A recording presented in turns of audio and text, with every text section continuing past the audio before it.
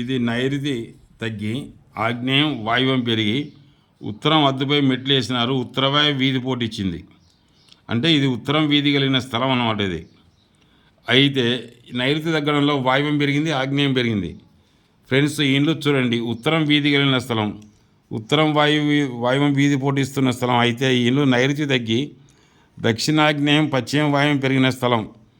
ఆ ఇంటికి మెట్లు ఉత్తరం కాంపౌండ్ మీద ఉత్తరం హద్దుపై మెట్లు వేసినారు. మొదట నైరుతి తగ్గిన ఫలితం ఇంటి యజమానిని హత్య చేసినారు. అయితే ఈ నైరుతి తగ్గిన ఫలితంగా ఈ ఇంటి యజమానిని హత్య చేసినారు. అయితే యజమానికి ఇద్దరు కుమారులు కలిగినారు. ఇద్దరు కూతుర్లు, ఇద్దరు కుమారులు కలిగినారు. అందులో పెద్ద కుమారుడు ఎందుకు పనికిరానివాడు. వాడికి చిన్న వయసులోనే తలనొప్పి వచ్చి మెంటల్ వచ్చింది. రెండవ కుమారుడు కూడా అమాయకుడు. తన తండ్రిని చంపినట్టు చంపుతారని రాత్రి కానీ పగలు కానీ ఒక్కడు ఉండడు. వానికి భయం.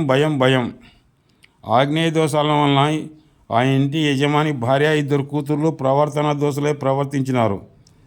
రెండవ వానికి కూతురుంటే వేరే కులస్తుని ప్రేమించి లేచిపోయినది. తర్వాత కొంత వారు వివాహం చేసుకున్నారు. ప్రధానంగా ఆ ఇంట్లో తూర్పు అద్దు అయి ఆడపెత్తనం నడిచింది. నైరుతి తగ్గిన ఫలితంగా ఆ ఇంట మగవారికి విలువ లేదు. ఇద్దరు కూతుర్లు బ్యాచ్లు నడిపినారని పేరు.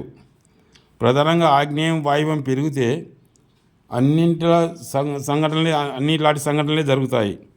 యజమాని భార్య మాత్రం కొద్దిగా అమాయకురాలు. నైరుతి తగ్గిన ఇండ్లు వాళ్ళు అమ్మాలని ఎంత ప్రయత్నించినా అది ఎవరు కొనడానికి ముందుకు రావడం లేదు. మీరు కూడా ఇటువంటి స్థలాల దయచేసి పోవద్దు. ఇట్లా స్థలాల జోలికి మీరు కూడా వెళ్ళొద్దు. ఇక్కడ బాగా చూడండి, ఆగ్నేయం వాయువ్యం పెరిగి ఈ ఇంటి యజమానిని చంపేసినారు నైరుతి తగ్గినందుకు. అంటే ఆగ్నేయం పెరిగినందుకు ప్రధానంగా ఇక్కడ వ్యభిచారమే ప్రధానం అయిపోయినది. వీడు వాయువ్యం పెరిగినందుకు వీళ్ళిద్దరు కొడుకులు అమాయకులు అయిపోయినారు. దీన్ని చివరకు ఇది ఎవరు కొంటామన్న కనీసం బాడేకి కూడా ఇంట్లో ఉండలేరు వీళ్ళు ఎవరు.